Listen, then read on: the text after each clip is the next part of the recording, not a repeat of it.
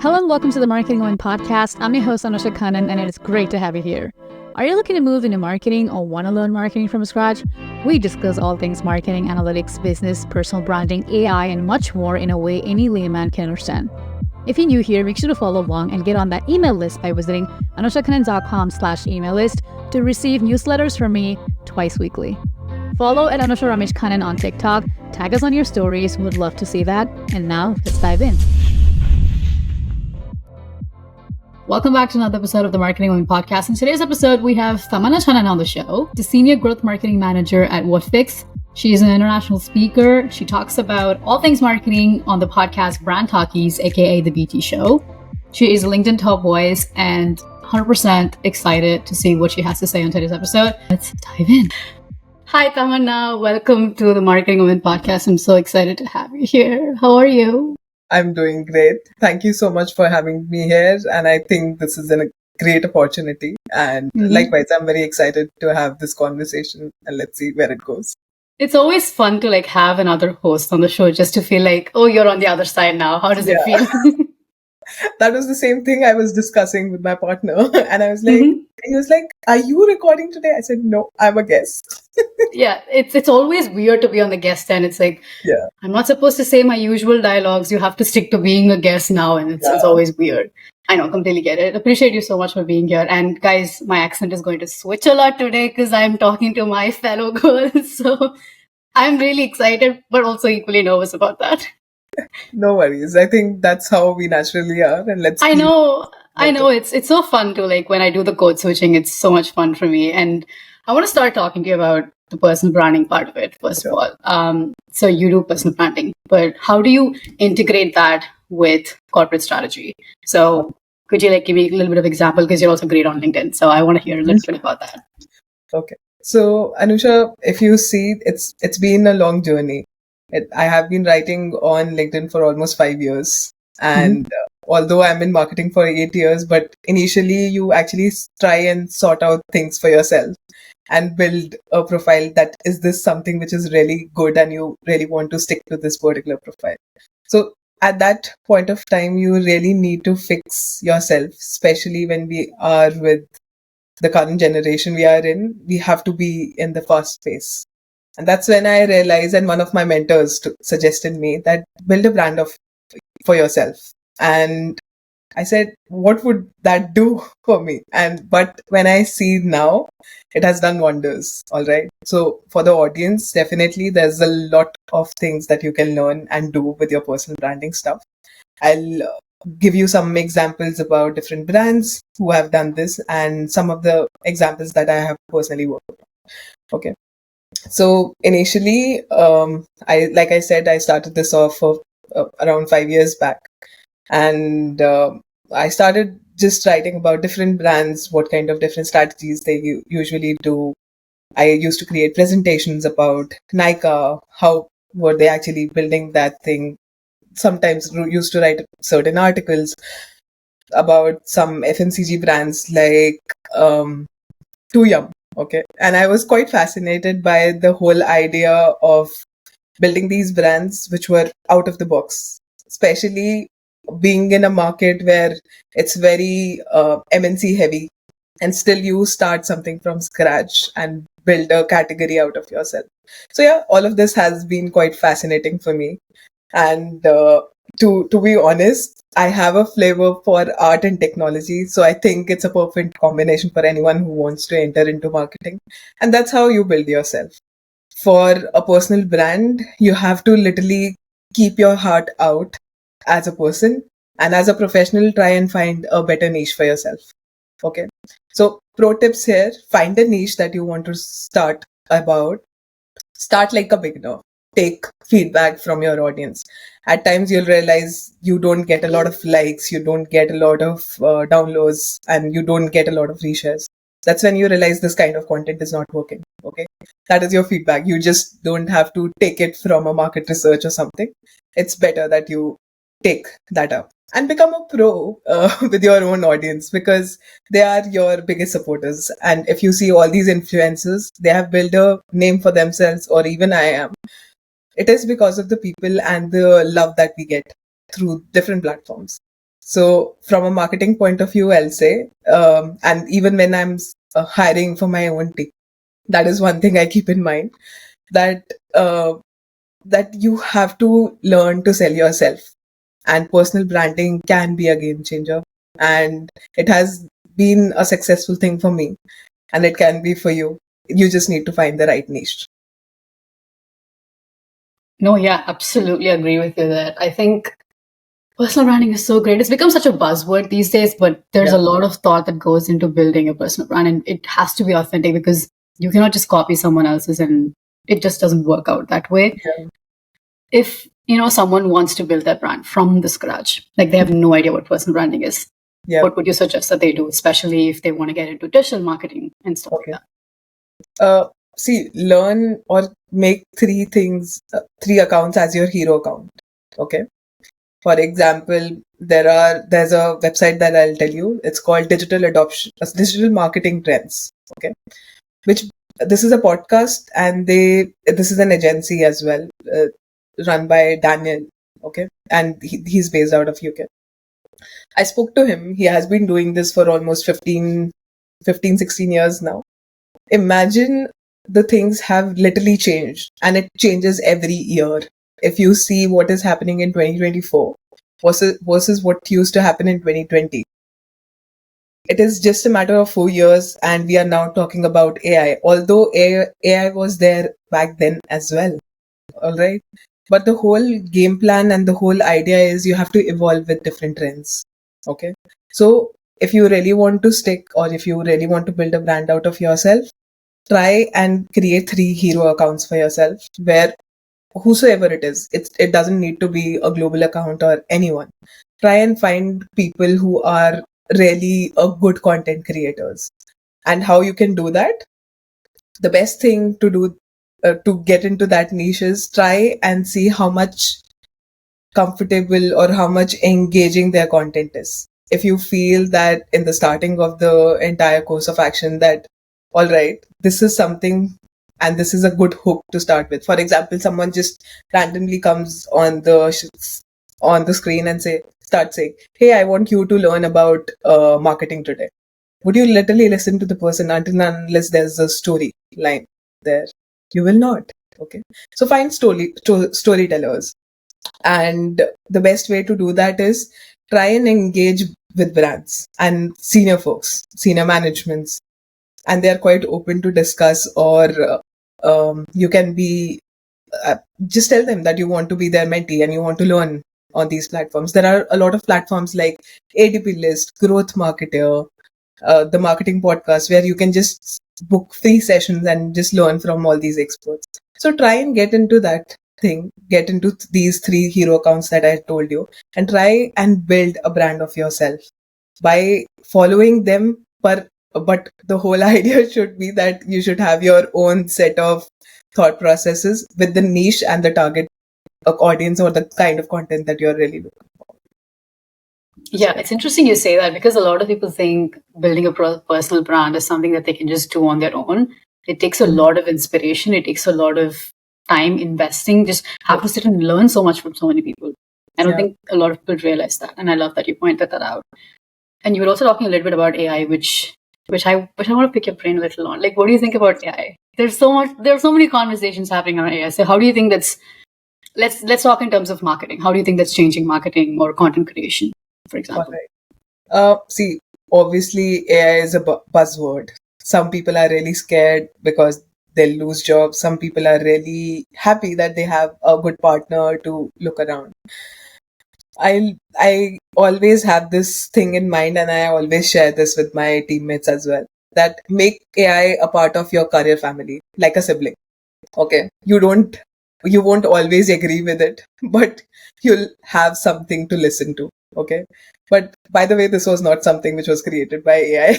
this is a thought process that I have. I love that.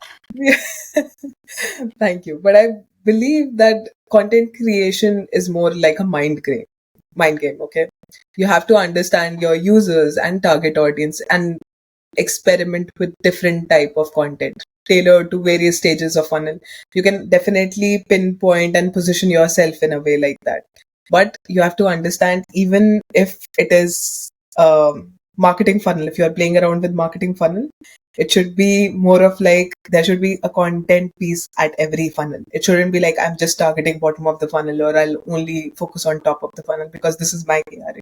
No, as a marketer, AI can be a game changer for you if you actually embed the research part for yourself. Okay. And AI can actually help you out in terms of reducing your number of hours, the number of time frame that you are actually utilizing, and whatnot. Let your content creation be your own brainchild, not something from AI, which is just another human's creation, right? And keep it uniquely yours. I love that so much. Would you like tell me, could you share like a couple of tools that you've used for AI for content creation that you suggest like your team uses as well? There are a lot of these tools, and definitely it has been a game changer for me and my team as well, because our day-to-day role actually requires us to work on content, different type of content pieces, from mid funnel to top funnel to bottom funnel. We create it all and we support the entire demand gen function. So some of the tools that I can suggest you is Weed. All right, that is a great tool if you want to experiment and learn about video content creations. Okay, you can create short form content, you can add captions, whatsoever you want to do.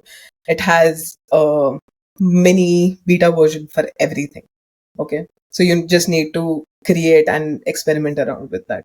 Second thing that I personally use a lot, that's Jasper AI, which actually helps you out with high quality copy. Okay, you don't need to copy it from there directly. You can create or add your own human angle, but it can be a great source of having maybe what do you say, a reference point, right? Because it's good to have references. Earlier, what we used to do when we were in offices sitting around with each other, we used to discuss it. That was a brainstorming session. If now you are working from home, the best thing that you can do is sit around, learn about all of that, and then pick up those things and plug and play with your stuff, right?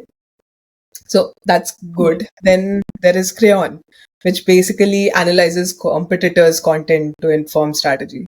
All right. And there's one more thing that I'll tell you, but this is a secret tool, but you can actually utilize it to a very big. Oh, I love secrets. You have to spill it. So it's called HubSpot's Content Assistant. Okay. If you are a HubSpot user, you can actually get a lot of help from there. And there's another tool that they have actually started utilizing recently. It's called HubSpot AI calculator. Okay.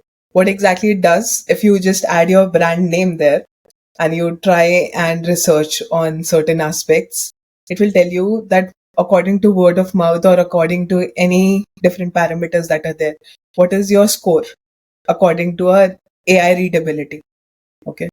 So that way you, like, for example, if you have a podcast, if you really want to know that what is my current scoring mechanism, you can just go ahead and check it out there.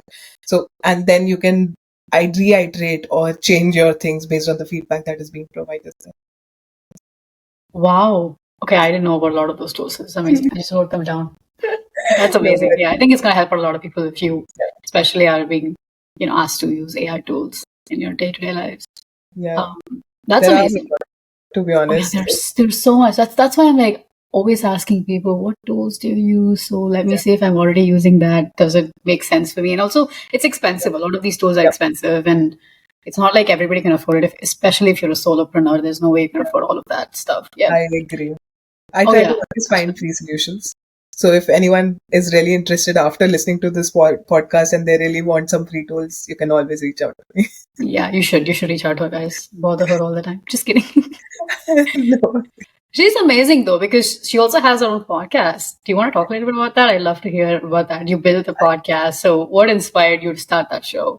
And also, you've been a host. So what did you learn from that experience so that I can steal some from you as well? I would love to talk about it. Yeah, I mean, honestly, a lot of people ask questions about starting a podcast. So also, if you have any advice for them, all of these questions just jumble into one. Definitely. So the podcast is called Brand Talkies. It's also a marketing podcast. I started this off last year, and while I was hiring for my team, I noticed that a lot of people had zero clarity about what marketing terms are or what should be their thought process while we are experimenting or trying to learn new angles to it.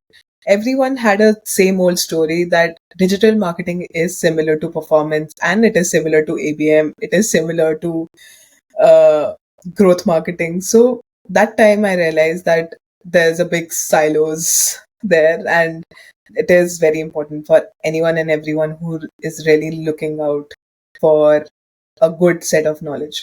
So that's why I started off Brand Talkies, Akka the BT show. Anyone who really loves marketing, they can please join the community. And so far, we have a good engagement on YouTube. We are on all audio platforms as well, from Spotify to Apple Podcast to YouTube Music. We are there, like Anusha. So definitely, we are peers there. But there's a lot that people can learn from fundamental leaders. Okay, so I this is the second season that I'm doing there, and I've spoken to people from Meta, Canon, Indigo, and whatnot. These are some really good people who have built incredible brands like Maggie, Canon, and Meta. All right, and there are topics that I pick and choose from their own niche. For example, someone is in FMCG. What kind of different things that they did to make a brand like that, so that it's relevant to each industry, each audience, and it shouldn't be a showstopper for anyone who's really interested in building a business or trying to learn more. So that is how my brainchild was born. And I usually create short clips around different marketing jargons because I feel that younger folks have no clarity on how to utilize that better. And there are certain campaigns around different ads, what people have been doing. So yeah, that is how this was born, and that is how it is going. That's awesome. That's so good to hear. I like your perspective on how you approach this whole thing. Also, a little bit about being a host. How does that feel to like have guests on the show? So this is something I like to ask you today, rather than me answering that, Yeah, because I on know, reverse. yeah, you can definitely answer that much better than me today. But I'll give you a few things around that. Being a host, you actually learn more. Okay, so we are more of like a silent student sitting here and trying to understand that okay, this was something that we could have also done in our day to day work or our day to day things. But one thing personally, I believe the more you give, the more you get.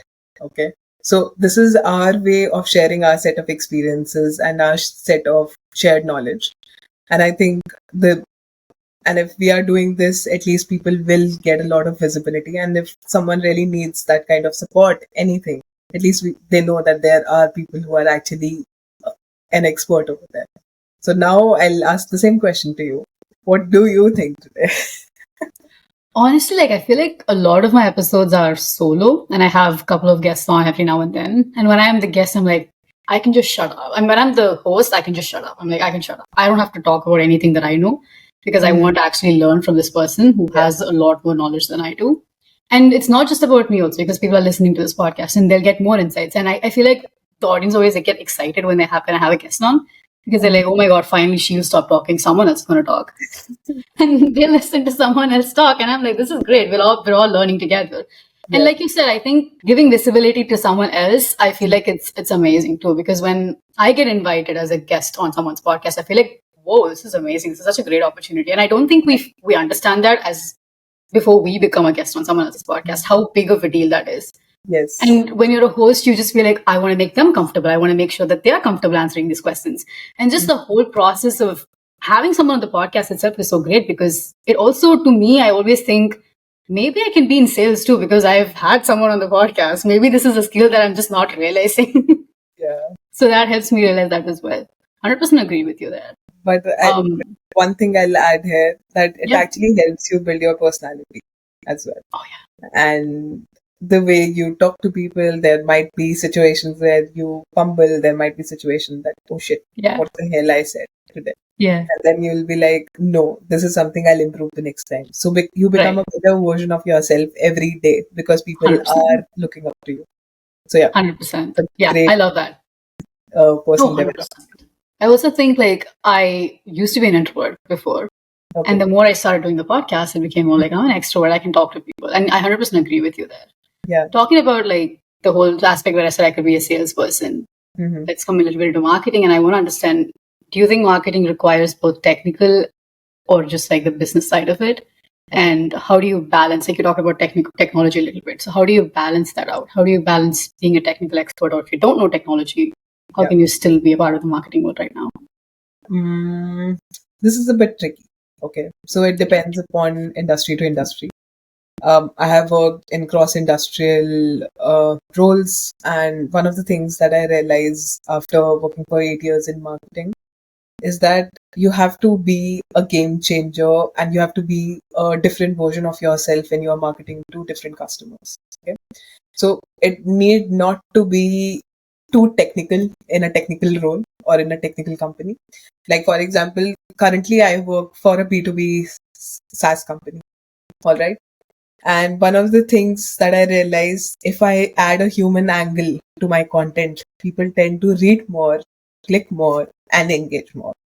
All right. And if I am more like, hey, check out this tool, or this is a free tool, would someone really find it engaging? No, they'll not. Right. So different industries require different set of knowledge. Somewhere you really need to add that technical flavor to it, especially when you are creating ebooks, white papers. These things are meant to be technical. Okay. These things should share that kind of knowledge. But when it comes to your campaigns, emails, try to be interactive with your people. Okay. Because at the end of the day, even if you are doing a B2B or a B2C, at the end of the day, at the end, it is more about people, not a brand or not a company, which is more like uh, a person who has no facial expressions at all. Okay. Mm-hmm. See, everyone has emotions, even if it is a man, woman, or any other gender. You have to realize that you have to play your emotions to any marketing end. Okay. And when it comes to sales, okay, sales sales team can be 2x better when their marketing team sits next to them. Okay. This is something someone told me when I was working in PepsiCo. Okay. I was an intern, but I think in just a matter of 2 months, I learned a lot about FMCG. And one thing I realized, the day I stepped into the market with the salespeople, I realized what were the major pain points the customers were facing. So as a marketer, my job was to solve that, not my product's pitch. Okay. So you have to be very relatable to your customers. For the best thing that you can do, even if you are in B2B or B2C industry, you have to sit with your sales team, understand what are the main pain points your customers are asking you. And you have to build your content or any pitch or any email campaign in a way that it is quite interactive for them. So you're saying that even though we have a lot of technical stuff that we need to learn, the Yeah. more human you are, the more it makes sense. Yes, exactly. And Yeah. there are blogs, there are things. And tell me, if I'll give you an example from Adobe. All right, what Adobe does, they usually try and engage people who are creating short content with their product tools. Okay. Mhm. So for example, someone has started posting about that I used Adobe to create or edit and add some doodles or something. You'll always find them engaging with their customers more, who are actually using their product to make them happy. Okay. It is not, and if I was a product owner myself in Adobe, I could have added more flavor there about how brands can be more catchy or more engaging because of the people who are building this. All right. So, for example, I'm a graphic designer. I created a amazing UI experience for someone. If I actually give this person a better recommendation over there rather than sharing a product tool tutorial, which one would you think is a better way to pitch your product to the using your talent. Yes, exactly. Because Yeah. that's how you relate to people. Even if it is a software company, even if it is a B2B brand, you have to learn to understand people's emotions. If, Mhm. for example, if your TG is a graphic designer or a UI designer, you have to understand the person will crave for that.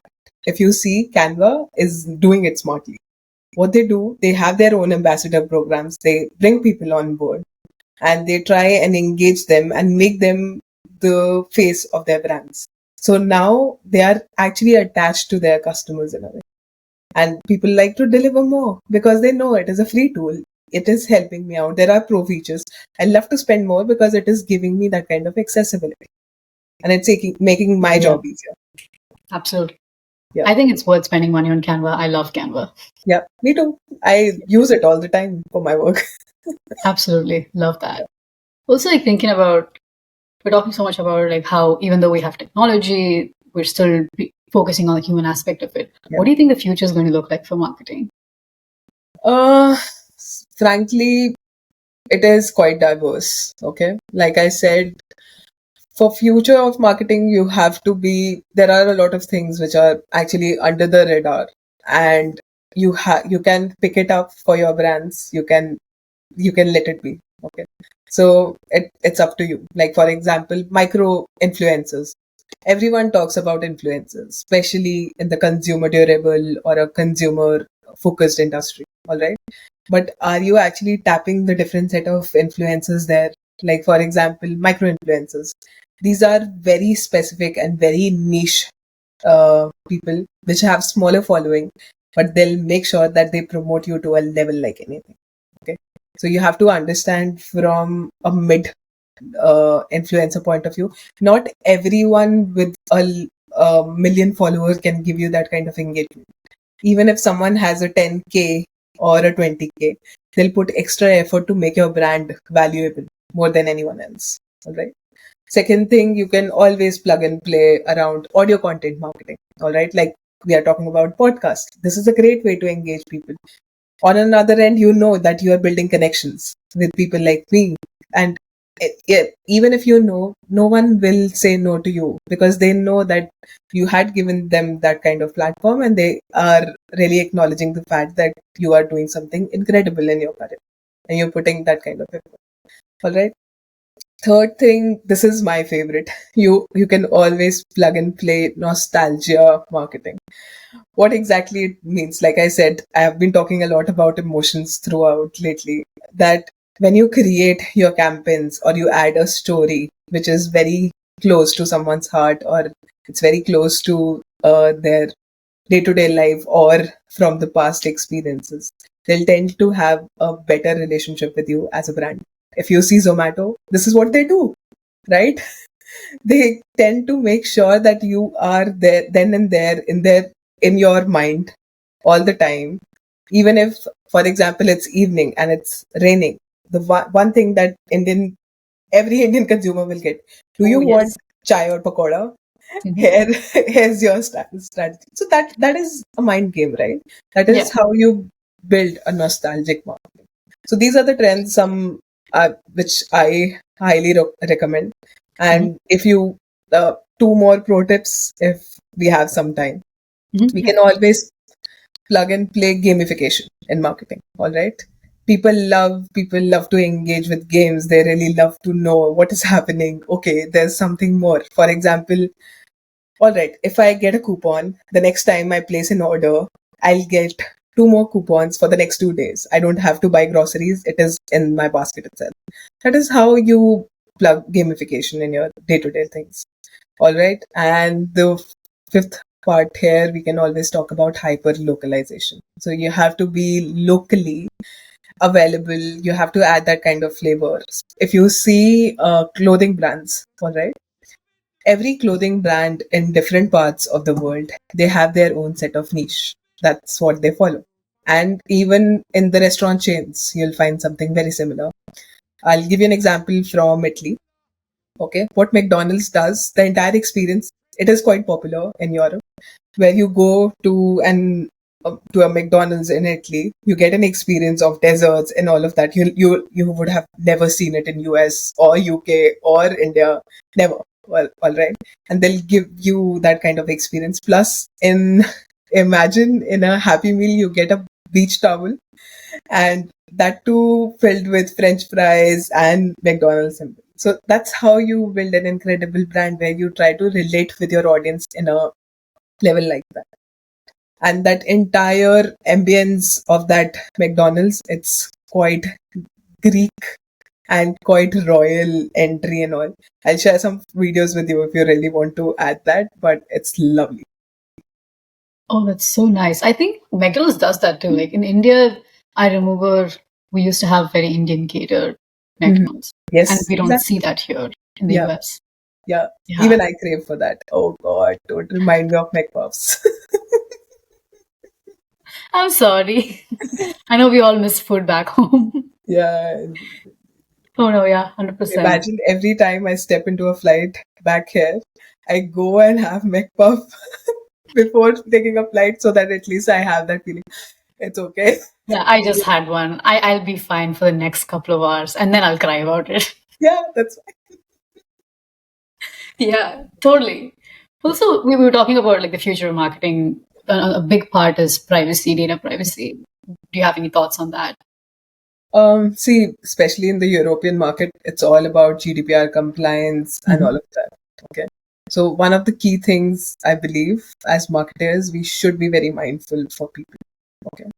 Because, and that's a true fact, because we are actually not acknowledging the fact that people are not comfortable sharing their set of information. Okay. So the campaign should be more aligned towards, we have to be more creative. It's not always AI or data that can be a game changer. You have to be humanistic to get that kind of angle, right? So I think personalized campaign and all of these things should be monitored or collected in a way which are actually feasible for the users, because people are scared. You have to make them feel comfortable. Even if you feel that, no, I'll not do it. That's not how life is. If you really want robots to be there, people will tend to ignore your brands. So you have to build a personal relationship with them so that they are comfortable sharing that kind of data. And then obviously you can work around with your marketing campaigns in a way that you want to plug and play. But coming back to the initial conversation, have a personal connection with your people, right? And that's the key to get all this data hacks and all the AI things. But let them believe you so that they can believe you and share that kind of information with you. So, yeah, oh, yeah. 100% earn trust, build relationships. Yes. 101. 100%. Yes. Yeah. I mean, this is so exciting. That's really all I had for you. Do you want to share something that I forgot to ask you? No. I think this has been an incredible storytelling kind of phase for me, to be honest. And personally, I love to share my set of experiences because different industries teach you different things. And from coming from a media organization where brand building was something that was their key, to working in a SaaS company where you make sure that there's a brand angled there. So I think I've come a long way and I've seen a lot of changes, and I believe people really find it inspiring for them to learn more. No, 100%. I think you have a lot to share and you did so much on this episode. I really appreciate you being on the show. It's so amazing to see you. Thank you. Likewise. And I'm sure thanks for this opportunity. Of course. Yeah. Where can people follow you? Tell them a little bit. They can follow me on LinkedIn. It's with the name Chanana. You can add that to the show notes. Apart from that, I'm on YouTube with the name Brand Talkies, Akka the PT Show. Anything, wherever you feel that you really want to ask some questions or anything, I'm on TalkMate as well. So feel free to book some calls and sessions if you really want some kind of advice, or you just need to, or you are just quirky like me about marketing. You can always go to LinkedIn and listen to all of that, whatever I talk about. No, she's amazing, guys. If you have any questions, please go reach out. Thanks, then. Yeah. Really Thank you. Yeah, of course. That's all for today. Hope you find it useful. Please feel free to reach out to me on LinkedIn or email me at anusha@anushakanan.com. Follow me on LinkedIn to never miss my journey, and I'll see you in the next episode. Peace.